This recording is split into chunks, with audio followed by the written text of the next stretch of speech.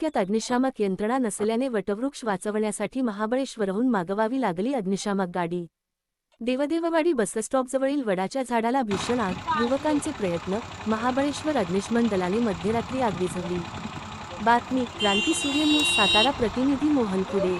जावली तालुक्यातील देवदेववाडी बसस्टॉप शेजारी असलेल्या भल्या मोठ्या वटवृक्षाला बुधवारी सायंकाळी भीषण आग लागल्याची घटना घडली। आग इतकी भीषण होती की संपूर्ण परिसरात अग्नीचे रौद्ररूप पाहावयास मिळाले।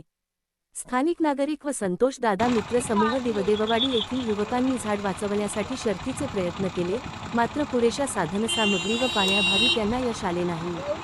दरम्यान जावली तालुक्यात अग्निशामक यंत्रणा उपलब्ध नसल्यामुळे मोठी अडचण निर्माण झाली। त्यामुळे उशिरापर्यंत बाहेरून अग्निशामक दल मागविण्याची वेळ प्रशासनावर आली।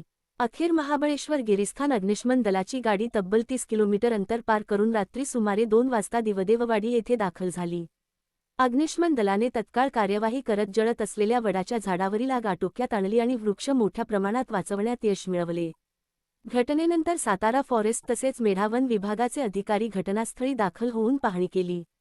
या घटनेमुळे जावली तालुक्यात स्वतंत्र अग्निशामक यंत्रणा नसल्याबद्दल नागरिकांनी तीव्र नाराजी व्यक्त केली आहे।